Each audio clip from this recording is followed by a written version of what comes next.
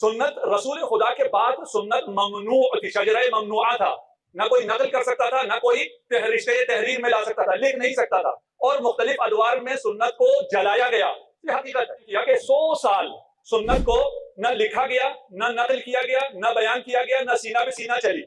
100 साल जो सुन्नत ममनू रही, 150 साल के बाद जब इजाजत मिली, तो वो सुन्नत मुसलमानों को कहां से मिली? लेकिन सवाल सिर्फ इतना है कि 150 साल बाद अचानक कैसे फूट पड़ा? 150 साल बाद क्या हुआ था?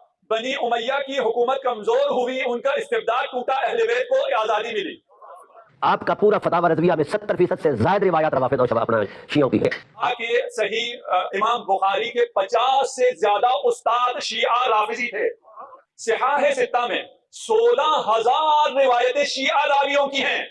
कुल कितने हदीस हैं? उनमें से 16,000 सिहाह सित्ता में। अहले सुन्नत आसार में 60,000 अहादीस शियों की है।